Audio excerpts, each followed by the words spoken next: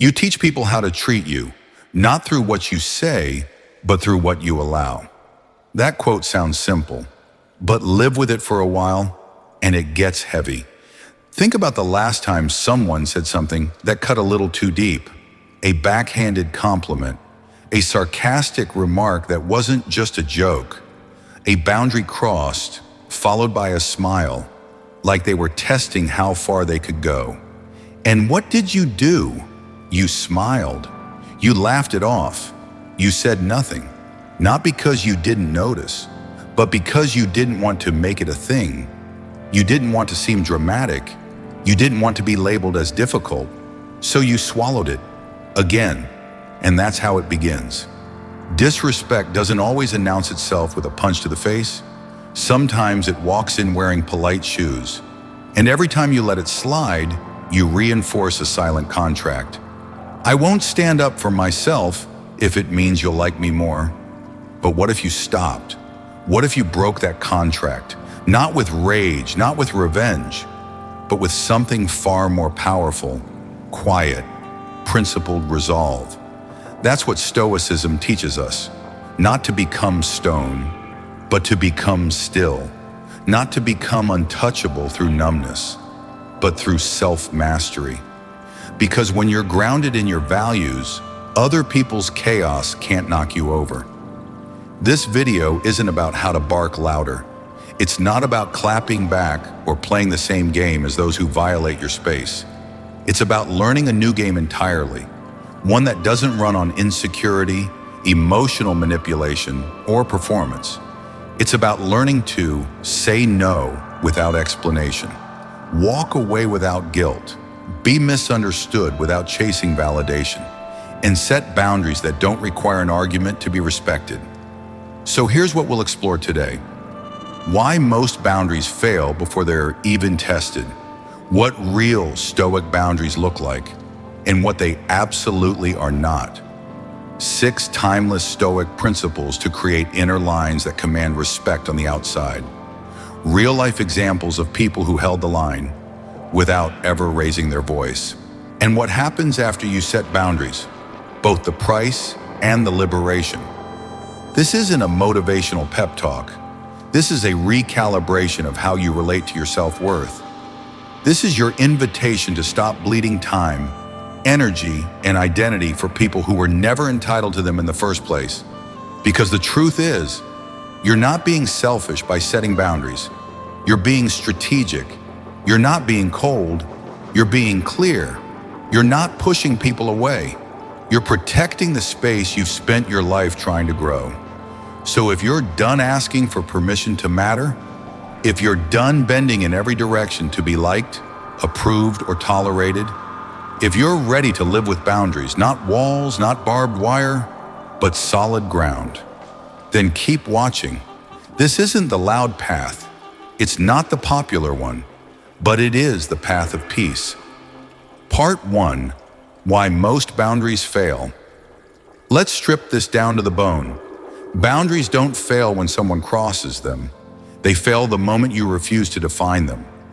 You've probably had moments where someone's tone shifted, sharp, condescending, invasive. And instead of saying, "That's not okay," you smiled, or deflected, or stayed quiet. Why?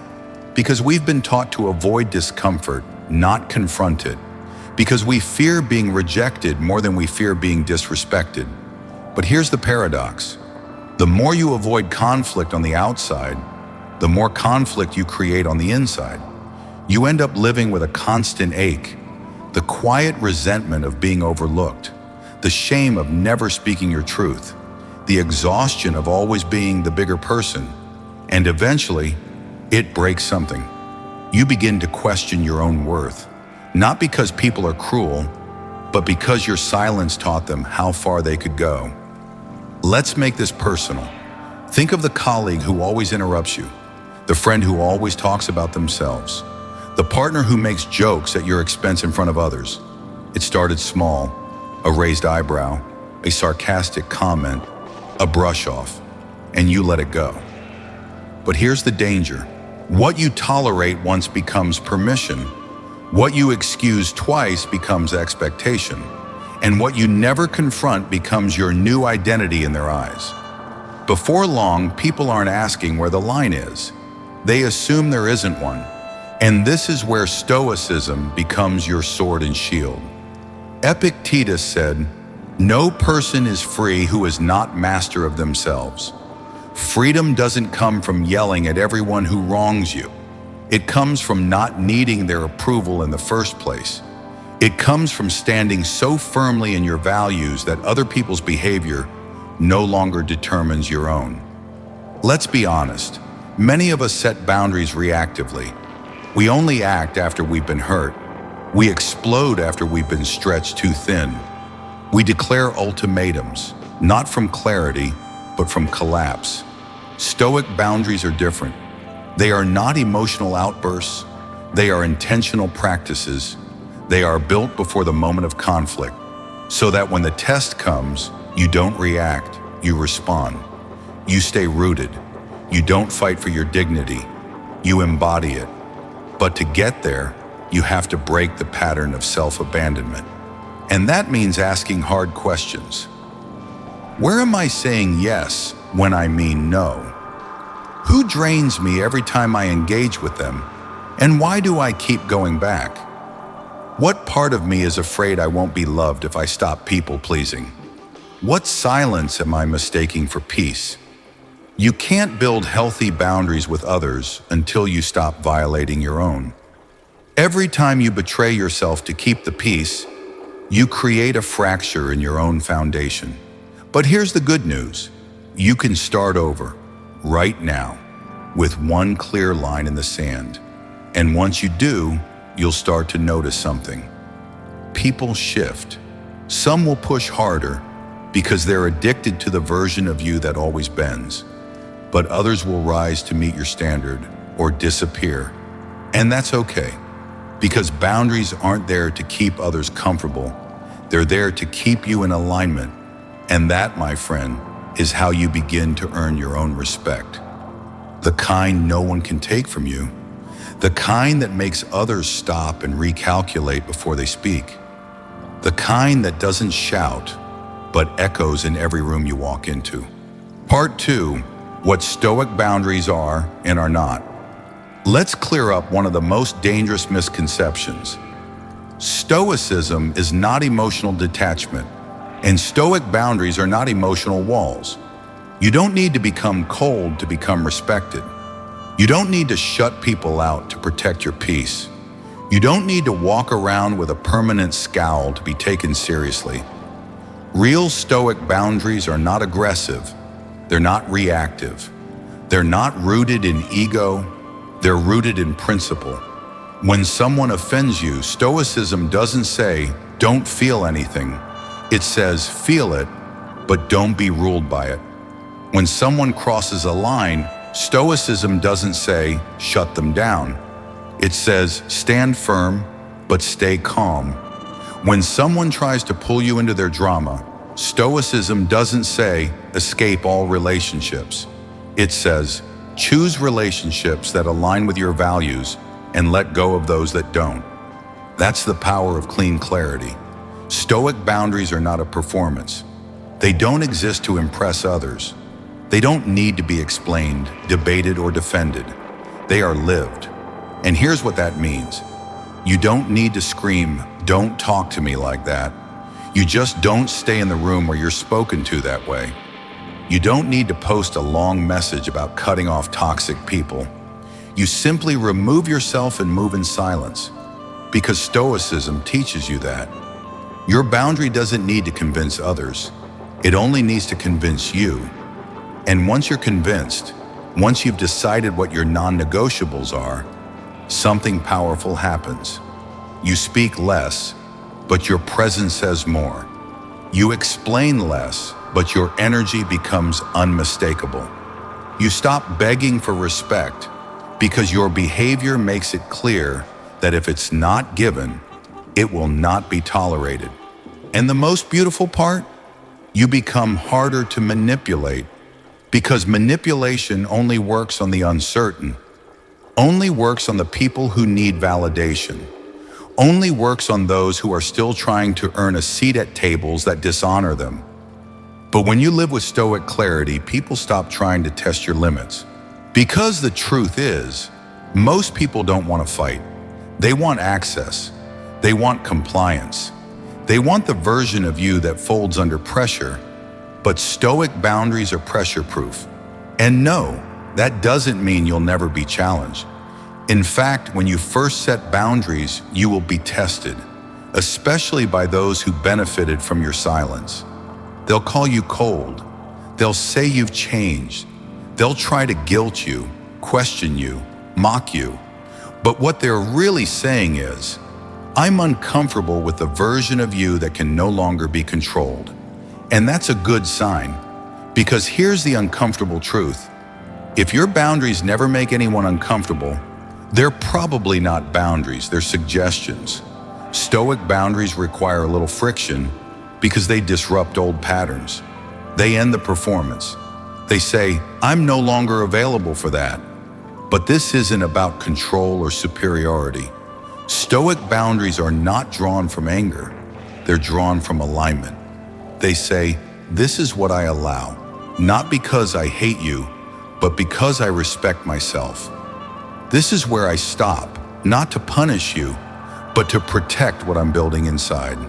And when that becomes your standard, the quality of your relationships transforms. Some people will leave. Let them. Some will shift. Let them. Some will rise. Invite them in. But most importantly, you'll stop abandoning yourself. Because every time you enforce a Stoic boundary, even when your voice shakes, even when no one claps, you reclaim a piece of your peace, and that's not selfish. That's sacred. Part 3, 6 Stoic principles for building unshakable boundaries. Principle 1, define before you defend. If you don't define who you are, someone else will. Marcus Aurelius, paraphrased. Let's start with the foundation of all boundaries, clarity. Most people try to enforce boundaries after they've been violated. They wait until something hurts, until someone crosses a line, and only then do they try to react. But Stoic boundaries begin long before the moment of conflict. They start in solitude, in silence, in self-reflection. Before you ever confront the world, you confront yourself, and you ask, what am I no longer willing to tolerate? What values do I live by, even when no one's watching? Where have I been giving access to people who haven't earned it? You don't need a script. You need standards. And once you define them internally, the external part becomes much easier. You'll stop improvising your self-worth in real time. You'll stop hoping that people just get it. You'll have already made the decision before the pressure ever arrives. That's the Stoic way. Clarity, then action. Conviction, then communication. Because when you define your principles in stillness, you won't have to defend them in panic. Principle 2, silence is a response. Don't explain your philosophy, embody it. Epictetus. There's a trap many people fall into when setting boundaries. They think they need to justify them. I'm sorry, it's just that I've had a long day. I hope you understand, but this makes me uncomfortable. I really don't mean to offend you, but no. Stoicism teaches us that truth does not require explanation, and self-respect does not require negotiation. When you set a boundary from a place of calm, grounded certainty, you don't need to over-explain. You don't need to make it palatable. Because here's the truth. If your boundary requires a long justification, it's not a boundary. It's a plea. And the moment you start pleading, you surrender your power. The Stoics understood this deeply. Epictetus didn't walk around trying to convince people of his integrity. He simply lived it. And you can do the same. Sometimes the strongest move is to say nothing. No rebuttal to the guilt trip. No argument when someone tries to twist your words. No explanation when you choose to walk away. Just presence. just principle, just action. Because silence, when it comes from strength, is not weakness. It's clarity. It's control. It's a message louder than words. You don't need to announce your boundaries. You just need to live by them. And the people who belong in your life, they'll notice. Principle 3, walk away without drama. The best revenge is to be unlike him who performed the injury. Marcus Aurelius. There's power in leaving without noise. You don't need to slam doors. You don't need to give a speech. You don't need to expose, confront, or punish. You just need to walk away, cleanly, calmly, with no lingering resentment. Because here's what most people misunderstand. Walking away isn't weakness, it's wisdom. It says, I don't need to prove your wrongdoing. I don't need to explain why you've lost access. I don't need to stay somewhere just to show I can endure more pain. Walking away without drama means you've already made peace with your decision. Internally, you're no longer staying to win. You're not arguing to be right. You're not tolerating to feel noble. You've outgrown the conversation entirely. And when you move with that kind of energy, it shifts the dynamic instantly. Because most people expect noise. They expect conflict, escalation, a performance. And when they get none of it, they're left facing the one thing they can't manipulate, your absence. Marcus Aurelius never wasted time on personal feuds. He ruled an empire, yet still knew when silence and distance were the highest forms of strength. So next time someone disrespects you, don't give them a war. Give them silence. Give them distance. And give yourself peace. Principle 4. Respect is reflected, not demanded. Waste no more time arguing what a good man should be. Be one. Marcus Aurelius. One of the most exhausting traps we fall into is trying to convince people to respect us. We explain. We overgive. We bend backwards trying to prove we're worthy of kindness, consideration, or basic decency. But here's the reality. Respect isn't something you beg for. It's something people mirror back when they see how you treat yourself. If you constantly tolerate late replies, disrespectful jokes, or dismissive behavior, no amount of demanding respect will make it stick. Because boundaries are not about how loudly you say you want respect. They're about how quietly you show what you'll allow. And this is where Stoicism becomes your mirror. It teaches you that you cannot control anyone's behavior, but you can control your standards. You can decide what enters your space, what drains your energy, and what gets cut off without hostility. And the moment you start living that way, you stop chasing validation. You stop proving yourself to people committed to misunderstanding you. You stop inviting negotiation where there should be principle. People take note, not just of what you say, but of what you enforce. So the next time you feel disrespected, don't react. Reflect. Ask, what have I been modeling? Where have I allowed disrespect to disguise itself as not a big deal? What would someone with deep self-respect do right now? And then do that.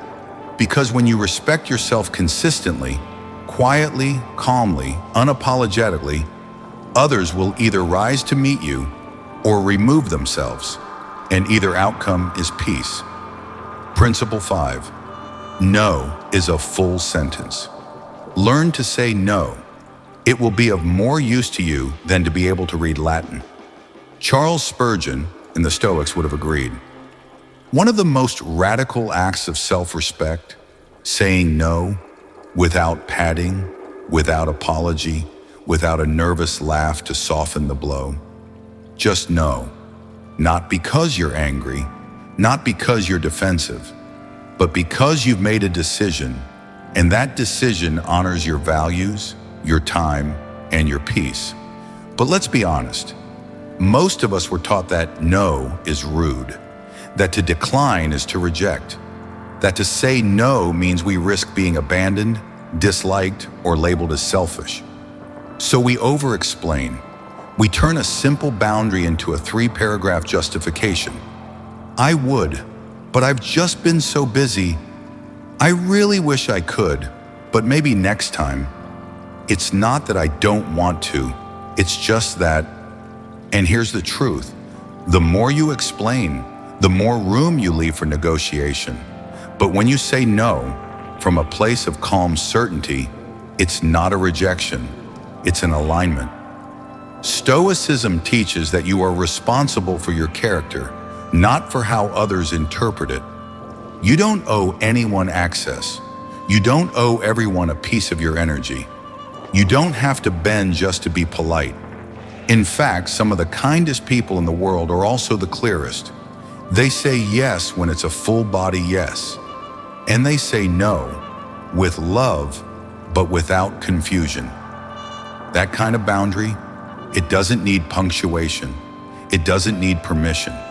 Just the courage to honor what's right, even when it's uncomfortable. And that courage, it's a muscle.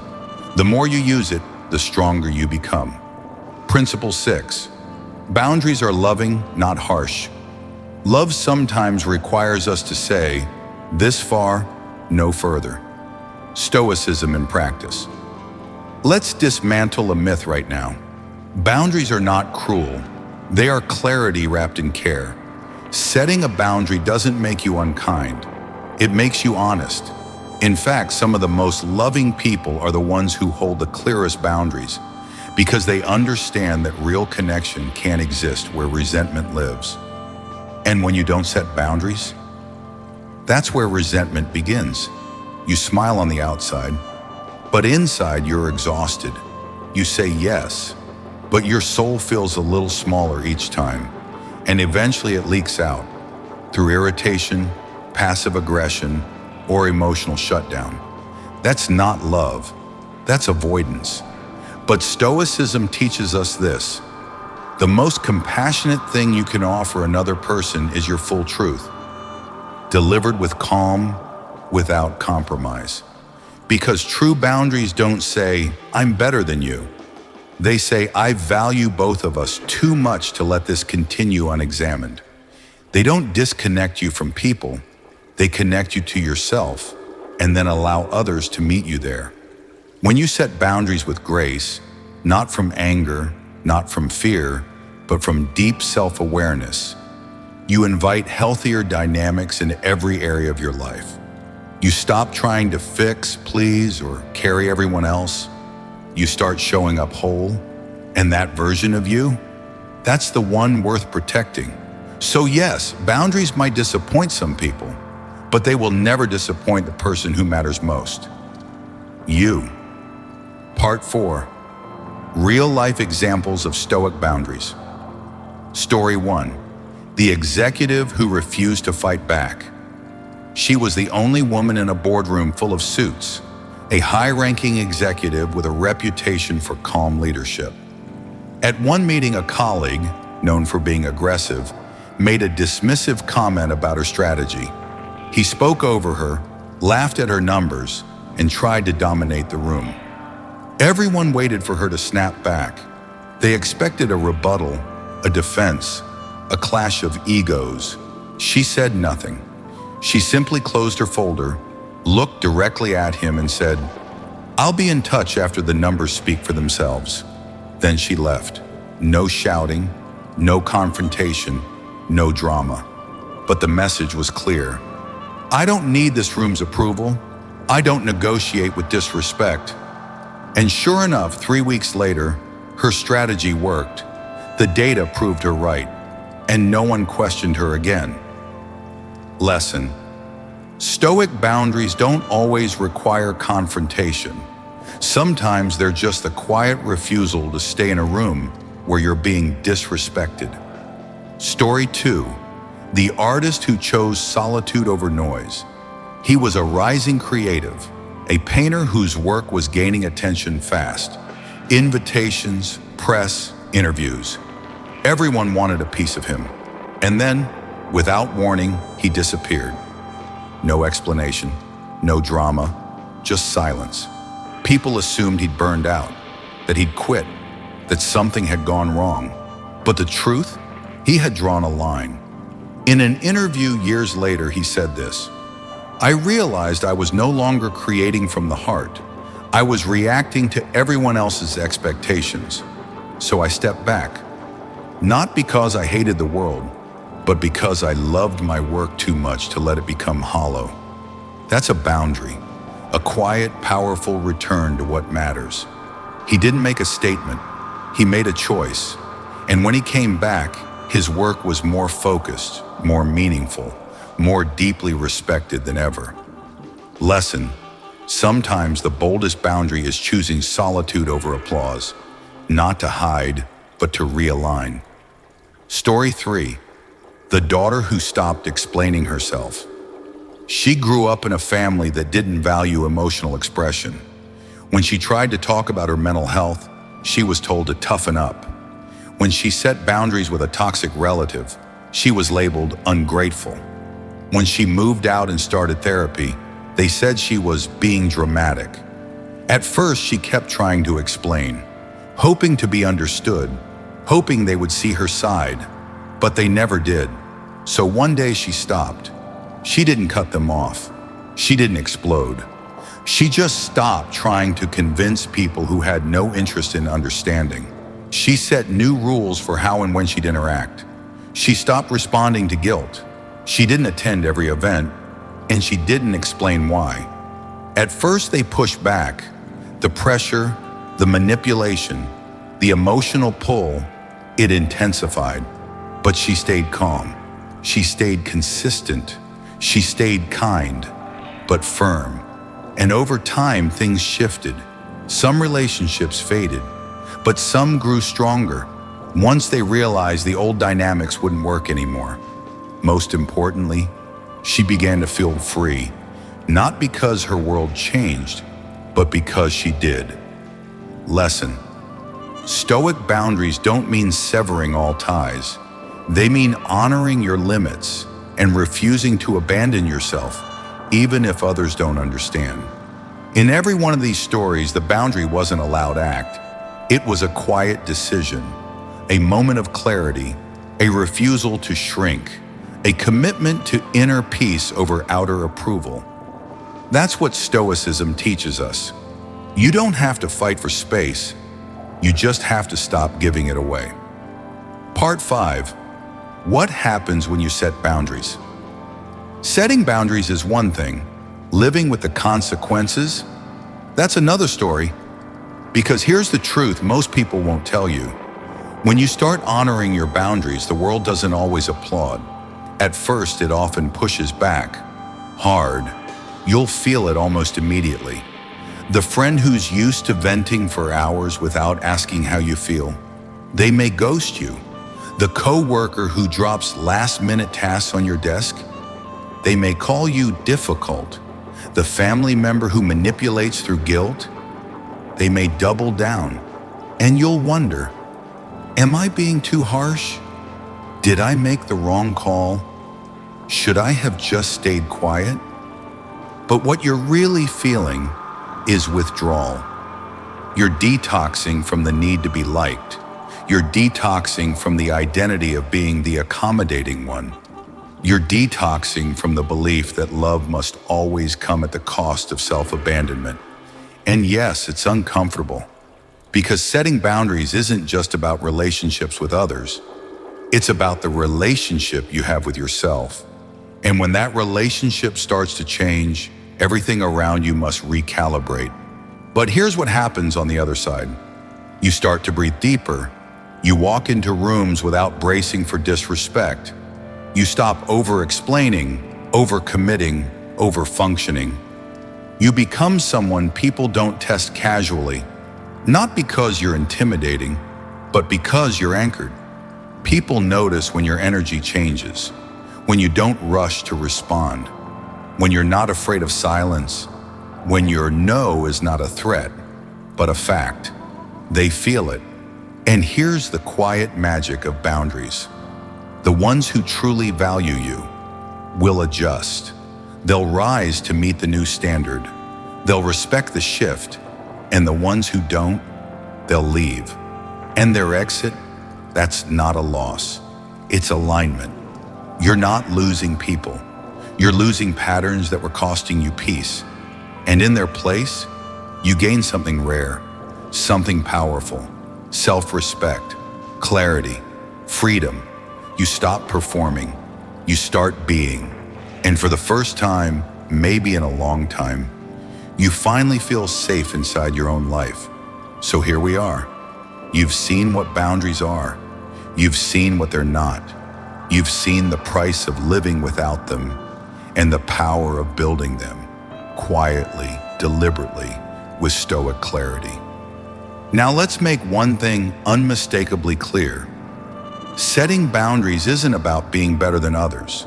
It's about being better aligned with yourself. It's not about shutting people out. It's about creating space for the right people to come in. It's not about control. It's about freedom. The kind of freedom that only exists when your values are no longer up for negotiation. And maybe right now, you're still learning, still shaking when you say no, still struggling with the guilt of choosing peace over people-pleasing. That's okay, because strength isn't about perfection, it's about practice. And Stoicism isn't about becoming unbreakable overnight, it's about becoming unshakable over time. You get stronger every time you walk away instead of arguing, pause instead of reacting, choose discomfort now to protect your peace later, and eventually something profound happens. You stop seeing boundaries as harsh lines. You start seeing them as acts of self-respect, as invitations to meet you at your worth, as silent affirmation that say, I am not available for what drains me anymore. And when that becomes your baseline, not your exception, the world shifts. So if this message speaks to something inside you, if you feel that quiet pull towards strength, clarity, and self-command, comment boundaries below. Let the world know you're done negotiating with chaos. Then, hit that subscribe button, tap the bell icon, and explore the rest of our playlist. The Stoic Way. Build strength from within. Because this journey doesn't end here. Every video, every principle, every insight is another step toward becoming someone unshakable. Not because life got easier, but because you got clearer. And when that happens, you stop begging for respect. You start commanding it with nothing but presence, peace, and unmovable principle. You've got this. I'll see you in the next video. Jordan was a team lead at a growing design agency. He loved mentoring younger staff, but he had one colleague, Liam, who constantly pushed past polite boundaries. Liam would message Jordan after hours, ask for urgent feedback on weekends, interrupt meetings with jokes that undercut Jordan's leadership. At first, Jordan explained, "Please don't message me on Sundays. Let's respect the agenda." But Liam didn't stop. He laughed it off. "Man, you're getting soft." That's when Jordan stopped explaining and started adjusting. He set Slack hours to mute notifications after 6 p.m. He scheduled one-on-ones only in public calendars. When Liam interrupted, Jordan let the silence hang, then returned to the topic without acknowledgement. No drama, no lectures, just boundaries with backbone. Within a month, Liam backed off. Other team members followed Jordan's example. The culture began to shift because respect doesn't come from confrontation, it comes from clarity. And clarity, when practiced consistently, becomes contagious. Stoicism doesn't ask you to be cold. It asks you to be clear. Boundaries are not barriers to keep people out. They're invitations to meet you at your truth, without confusion. And the more clearly you hold them, the fewer explanations you need to give. So next time someone crosses your line, don't rush to defend it. Let your stillness do the talking. Because true boundaries don't need volume, they need conviction.